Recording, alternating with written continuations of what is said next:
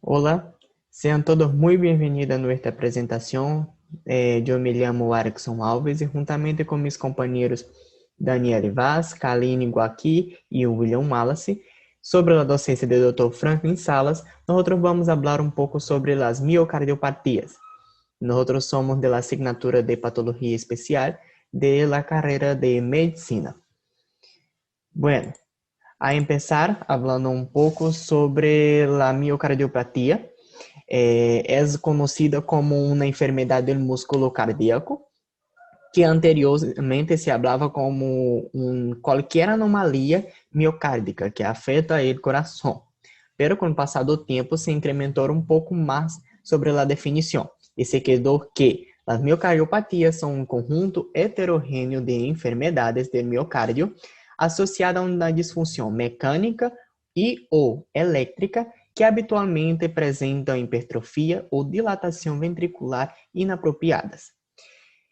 Estas miocardiopatias causam uma insuficiência do rendimento do miocárdio, porque dañam o músculo miocárdico. Este dano pode ser mecânico, que está relacionado com um déficit sistólico ou diastólico, e também pode ser um dano elétrico, produzindo assim as arritmias. Las miocardiopatías se dividen en dos tipos, las primarias y las secundarias. Las miocardiopatías primarias pueden ser genéricas, o sea, de proveniente genética, o también puede ser adquirida con el tiempo por una enfermedad o que sea. Vamos a hablar un poco más adelante. Esta miocardiopatía primária é importante ressaltar que ele afeta solamente o coração.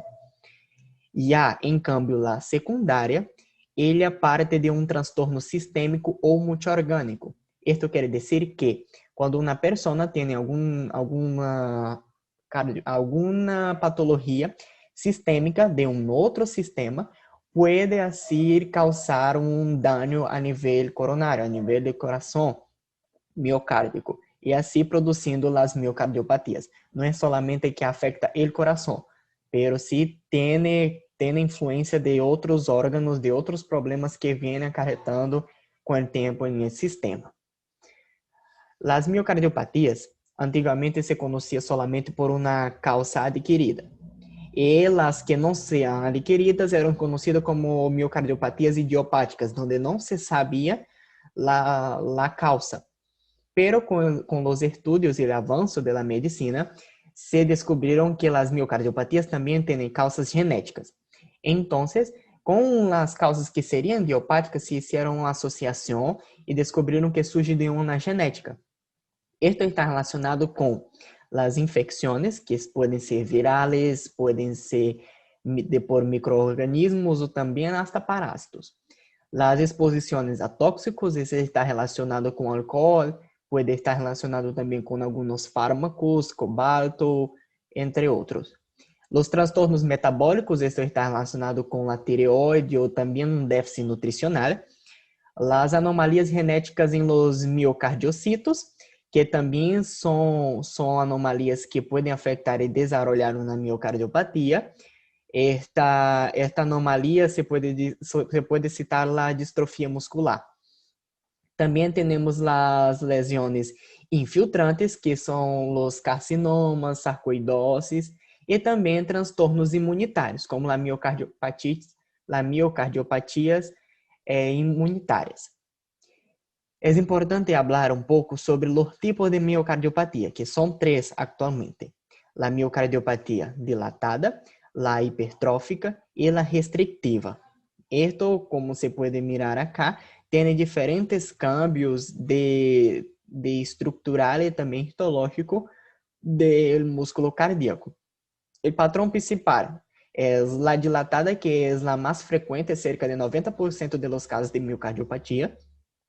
Esta enfermedad tiene una fracción de ejeción de ventrículo derecho de menos de 40%. Esto va a dañar principalmente el ventrículo en su sístole. Esto es causado por un deterioro de la contractilidad del músculo cardíaco, causando así una deficiencia sistólica.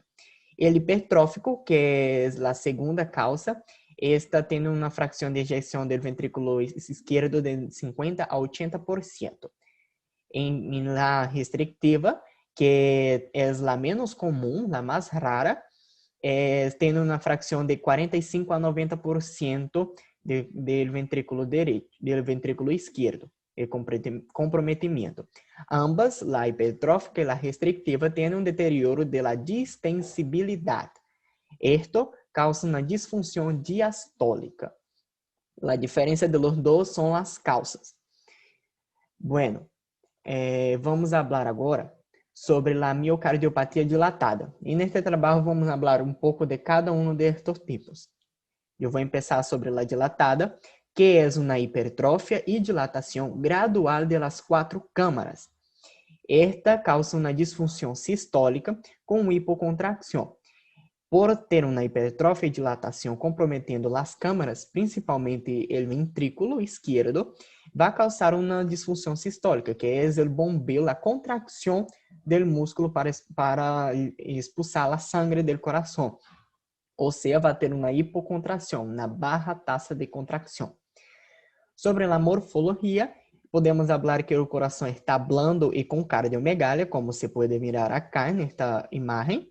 O coração está bem agrandado, com uma cardiomegalia, e está blando também. Tem uma mala função contráctil devido a isso. E nesta enfermedade, o mais curioso é que, normalmente, as válvulas, as artérias coronárias estão normais. Esto é uma característica dele, normalmente que ocorre. E aí, em parâmetro histológico, como se pode ver acá, podemos falar de uma hipertrofia difusa do miocito e também uma fibrose intersticial variável, como se pode ver acá nesta imagem. As miocardiopatias dilatadas, elas têm algumas causas que pode ser por influência genética. A influência genética é o mais comum das miocardiopatias dilatadas, está entre 20 a 50% de los familiares presentes esta enfermedade e é de uma herência autossômica dominante e que é a que mais ocorre normalmente. Também temos a miocarditis, que é uma outra enfermedade que suas lesões, consequência da miocarditis, pode desenvolver uma miocardiopatia dilatada. É uma consequência da miocarditis. Também temos o álcool e outros tóxicos. Estes são medicamentos ou também alguns produtos tóxicos, como o cobalto, como é falado, que também pode causar dano a nível miocárdico, que pode desenvolver estas enfermedades também. A miocardia periparto, que está relacionado com o embaraço, que pode produzir antes do embaraço ou também depois do embaraço.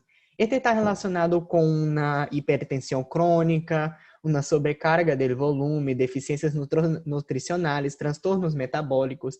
Este está todo relacionado e que pode ser ocorrido durante o embaraço.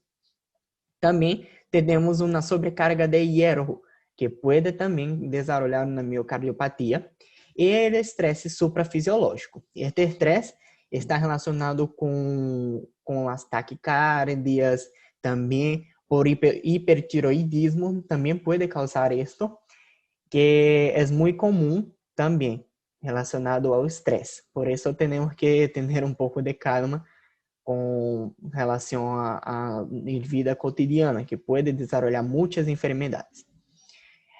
Agora vamos falar sobre a clínica. Esta pode afetar qualquer idade, inclusive a niños, pero lo más habitual es entre los 20 y 50 años de edad de los pacientes. Esto es lo más común. Los signos y síntomas son de una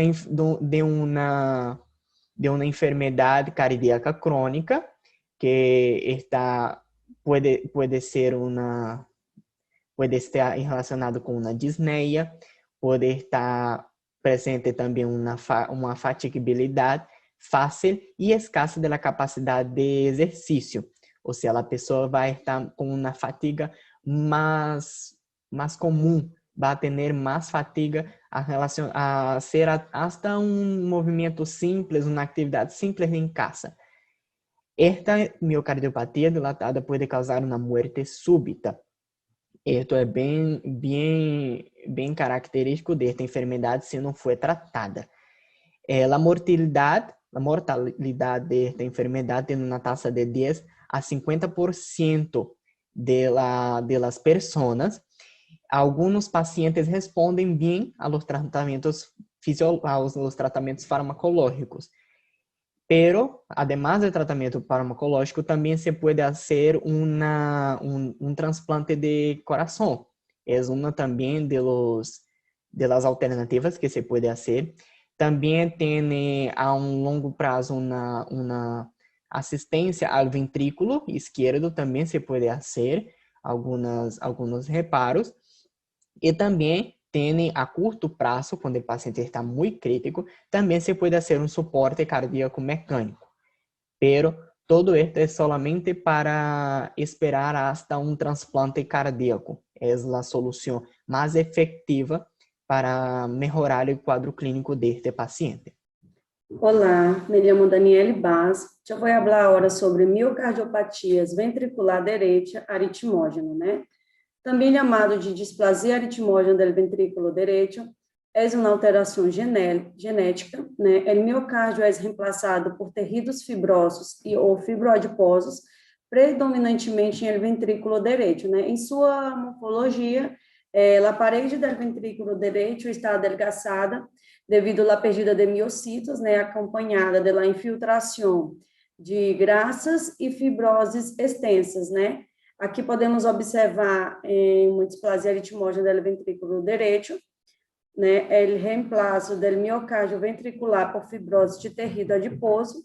Acontece um adelgaçamento da parede ventricular direita por conta da presença dessas fibroses de tecidos adiposos. Em la miocardiopatia ventricular, é um transtorno autossômico dominante, né? O defeito suele deber-se a um defeito nas moléculas de adesão dos dermossomas, né? É considerado por uma insuficiência de proteínas de adesão nos dermossomas, que se unem aos miocitos cardíacos adjacentes. É uma enfermidade hereditária do miocárdio que pode causar insuficiência ventriculares direita, transtorno do ritmo cardíaco, como taquicardia ou fibrilações ventriculares, e morte súbita. Os casos de morte súbita são os que mais ocorrem, bem mais comuns em jovens que praticam exercício. É também uma enfermidade, um transtorno autossômico recessivo. Conhecemos locais de exemplo de um transtorno autossômico recessivo, a síndrome de Nachos, que é associada a mutações em el gene que codifica a proteína placoglobina, né, associada aos dermossomas. Essa miocardiopatia ventricular direita aritmógena, ela também pode haver afecções do lado esquerdo, com insuficiência cardíaca esquerda, mas é bem mais comum que ocorra em el ventrículo direito. Agora vamos falar sobre miocardiopatias hipertróficas, né? É um transtorno genético bem frequente. A cada 500 nascidos, um nasce com miocardiopatia hipertrófica. É clinicamente heterogênea, é caracterizada por um coração pesado, por aumento na musculatura do coração, é hipercontráctiles, possui pouca distendibilidade, a relaxação diastólica é insuficiente. O coração vai apresentar paredes engrossadas, vai apresentar um aumento de peso e uma hipercontração. Aqui, como se mostra na figura, aqui podemos observar a parede do coração normal, né? Pero em esta cardiopatia hipertrófica, há um aumento do músculo cardíaco, e isso ocorre que o coração se encontre pesado, que haja um aumento de peso e, sobretudo, uma disfunção diastólica, né? A miocardiopatia hipertrófica é uma enfermidade de causa determinada geneticamente que provoca câmbios estruturais na formação do coração. Aqui, novamente, observamos uma figura em que o coração está normal, e aqui o coração com o músculo cardíaco agrandado, né? o coração se encontra hipertrofiado ou engrossado. Em suas consequências, passamos a ter lo que é a arritmia cardíaca, que é quando a frequência cardíaca do coração se acelera e diminui o latido ou se tornam irregulares. Tem também um paro cardiorrespiratório, que a ser parte de uma consequência da miocardiopatia hipertrófica, também é edema cerebral e o falecimento, que mais comum são mortes súbitas, como eu já havia dito. Agora, falando sobre sua patogenia, morfologia e características clínicas da miocardiopatia hipertrófica, em sua patogenia, né, as mutações, as miocardiopatias se devem, sobretudo, a mutações de proteína do sarcômero, né?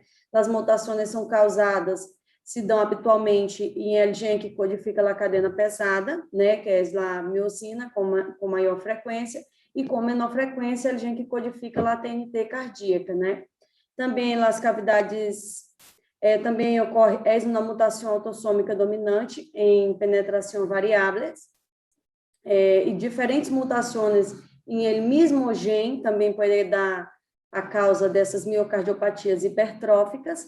E, falando sobre sua morfologia, vai ocorrer um engrossamento desproporcionado do tabique intraventricular, uma hipertrofia septal, né, causante dessa miocardiopatia hipertrófica, né, e também pode dar em 10% dos casos, aí uma hipertrofia concêntrica, pero o mais comum é uma hipertrofia assimétrica. A cavidade ventricular esquerda se encontra comprimida, né, está em forma, conhecido como um exemplo em forma de plátano, por el abombamento assimétrico del tabique. A miocardiopatia hipertrófica se torna obstrutiva, né, que há um engrossamento septal, a válvula mitral, aí entorpece a saída do flujo sistólico no ventrículo esquerdo por el contacto das válvulas anterior da mitral com o tabique. E microscopicamente, há uma hipertrofia acentuada das miofibras. Há uma desorganização destes miocitos, né? E dos miofilamentos dentro das células musculares, e também há fibrose intersticial. Em sua característica clínica, vai ocorrer uma redução do volume de injeção, que é uma isquemia, também devido ao aumento das pressões ventriculares, uma hipertrofia do miocito, redução do volume de injeção e frequência arteriolar e uma intramiocárdia anômala. Também tem isquemia miocárdia focal. A miocardiopatia hipertrófica pode ser completamente assintomática e a evolução clínica pode ser muito variável. Há algumas complicações principais, também tem o que é trombo e embolia. Olá, meu nome é William Wallace, vou falar sobre miocardiopatia descriptiva. É rara, há múltiplas causas, essa intensidade está caracterizada por uma descrição do lenado ventricular, o que conduz a uma redução de gasto cardíaco, certo? Há uma função de contraste que é habitualmente normal, aí o tamanho de ventricular que é normal, e há uma típica dilatação biauricular e suele haver uma fibrose miocárdia intersticial inespecífica. Há as causas que ocorrem na miocardiopatia restritiva são a fibrose endomiocárdia, é uma enfermidade causada em ninho adulto e hominid africano, que é uma causa desconhecida caracterizada por uma fibrose subendocárdia ventricular tensa, e a fitopatologia restritiva há uma determina de uma redução das cavidades ventriculares e há uma fibrose endocárdia. A endomiocardilose tem um aspecto similar à fibrose endomiocárdia, pero é clássica sua associação em eosinofilia periférica e hay una infiltración de eosinófilos de múltiples órganos, especialmente el corazón. Y también tiene la fibrosis elástica endocárdia, né? Que é uma enfermidade frequente, causa obscura, ou simplesmente um ponto final diferente de lesões. É caracterizada por engrossamento de fibroelástico focal, difuso do endocárdio e maior ventrículo esquerdo e direito. Já? Agora vai falar sobre miocardite. A miocardite se deve a uma causa infecciosa ou resposta autoimunitária primária. Miocardite é uma inflamação do músculo cardíaco, miocárdio, tá? E pode afetar o músculo cardíaco e o sistema elétrico do coração, que reduz a capacidade do coração bombear e produzir ritmo cardíaco rápido ou anomália, são arritmia. A causa de vírus, a causa da miocardite são os vírus, e muitos vírus associados a miocárdio, incluindo um novo vírus, que é o Covid-19, que pode causar dano ao coração.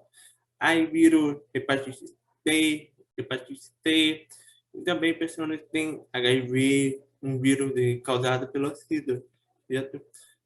E também teremos as bactérias, numerosas bactérias, que podem causar a miocardite, incluindo Staphylococcus e Streptococcus. As bactérias como as carrapatas responsáveis pela enfermidade de Lyme, ¿ya? Pero en ocasiones requiere uma capacidade temporária um bloqueio auriculoventricular.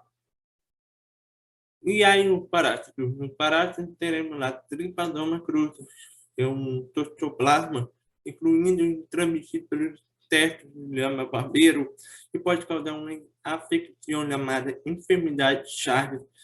E aí um crescimento do coração, já? E aí também hongo, e os medicamentos ou drogas ilegais que podem causar reação alérgica ou tóxica. Alguns medicamentos utilizados para tratar câncer, os antibióticos e alguns medicamentos anticonvulsivos e substâncias ilegais como a cocaína, e as substâncias químicas ou reações como a exposição direta com substância, como módulo de carbono, radiação, oxidação, ¿cierto? Soy Kaline. Ahora les voy a hablar sobre otras causas de enfermedad miocárdica. Una de ellas es la amiloidosis. La amiloidosis es la acumulación de proteína amiloide en el corazón, los riñones, el hígado y otros órganos. La proteína amiloide es una proteína anormal que generalmente se produce en la médula ósea y puede depositarse en cualquier órgano o tejido. Un ejemplo ahí podemos ver en la lengua. Ahora pasamos al diagnóstico. El médico hará una exploración física, tendrá en cuenta tu historia clínica y la de tu familia. Y te preguntará cuándo experimentas los síntomas. Por ejemplo, si hacer ejercicio hace que desaparezcan.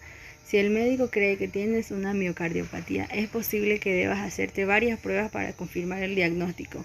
Entre ellas están radiografía de tórax.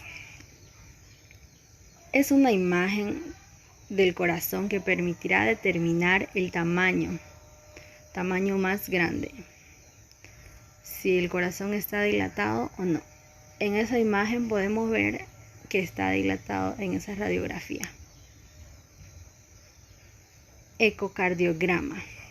El ecocardiograma es una prueba que se utiliza ondas sonoras para producir imágenes del corazón que muestran su tamaño y sus movimientos mientras late. A través de esta prueba se puede examinar válvulas cardíacas y el médico puede determinar la causa de los síntomas. Electrocardiografía. En esta prueba no no invasiva se colocan parches con electrodos en la piel para permitir los impulsos eléctricos del corazón. Una electrocardiografía puede detectar alteraciones en la actividad eléctrica del corazón que pueden señalar ritmos cardíacos anormales y puntos de lesión. Prueba de esfuerzo en cinta. Esta prueba de esfuerzo en cinta es una prueba que consiste en caminar sobre una cinta mientras se controla el ritmo cardíaco, la presión arterial y la respiración del paciente. El médico podrá recomendarse esta prueba para evaluar los síntomas y determinar tu capacidad para hacer ejercicio y establecer si eso provoca ritmos cardíacos anormales. Ahí van a determinar si mientras la persona está haciendo ejercicio o cualquier otra actividad física, los ritmos cardíacos son anormales o son normales. Para eso es esta prueba en cinta. Cateterismo cardíaco. Se introduce un tubo delgado, un catéter, en la ingle y pasa por los vasos sanguíneos hasta llegar al corazón. Los médicos probablemente tomen una pequeña muestra biopsia del corazón para analizar en el laboratorio. Se puede medir la presión arterial en el interior de las cavidades del corazón para ver la fuerza en la que esta bombea. Resonancia magnética cardíaca. La resonancia magnética cardíaca es una prueba que se utiliza en campos magnéticos y ondas de radio para crear imágenes del corazón. La resonancia magnética del corazón podría usarse en combinación con la ecocardiografía, sobre todo si las imágenes del ecocardiograma no permiten determinar un diagnóstico. Esta otra prueba puede servir de soporte o de ayuda. Tomografía computarizada cardíaca. Este es un estudio que se recuesta sobre una camilla dentro de una máquina en forma de un donut. Dentro de la máquina, un tubo de rayos X gira alrededor de tu cuerpo y obtiene imágenes del corazón y del tórax para evaluar el tamaño del corazón y las funciones de las válvulas cardíacas. Análisis de sangre. Análisis de sangre es probable una de las que debas hacerte varios análisis de sangre, incluso aquellos para controlar el funcionamiento de los riñones, de la tiroides, del hígado y para permitir niveles de hierro. Un análisis de sangre puede medir el nivel de péptido natriurético de tipo B, una proteína producida en el corazón. El nivel del péptido natriurético tipo B en el sangre podría aumentar cuando el corazón presenta insuficiencia cardíaca, una complicación frecuente de la miocardiopatía. A través del análisis de sangre nos ayuda a detectar esta insuficiencia cardíaca. Pruebas genéticas o análisis de tensión. La miocardiopatía puede ser hereditaria. Habla sobre las pruebas genéticas con el médico que te atienda. Podría recomendar que tus familiares o tu primer grado, padres, hermanos o hijos, se hagan el análisis para así detectar si esta miocardiopatía es genética, si ya viene de antepasados de tu familia. Ahora vamos al tratamiento. El tratamiento consiste en el uso de fármacos, dispositivos implantados, cirugía, en casos graves, trasplante.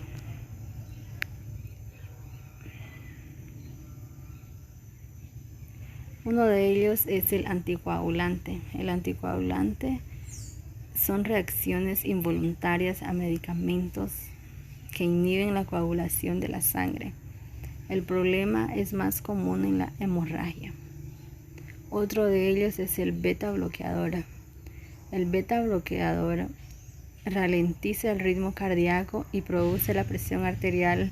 Cuando se usa como colirio, produce la presión ocular.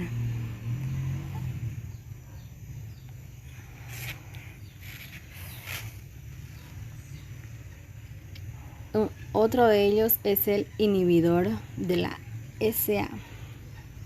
Relaja los vasos sanguíneos, produce la presión arterial y previene el daño renal relacionado con la diabetes.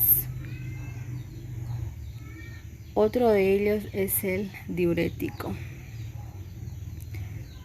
El diurético ayuda a eliminar el exceso de agua que tenemos en el cuerpo. Otro es el antihipertensivo. Este reduce la presión arterial. Otro, estatina. Disminuye la producción hepática de colesterol dañino. Otro de ellos, y para finalizar, agente antiarrítmico. Este nos ayuda a controlar los ritmos cardíacos anormales e irregulares. Gracias.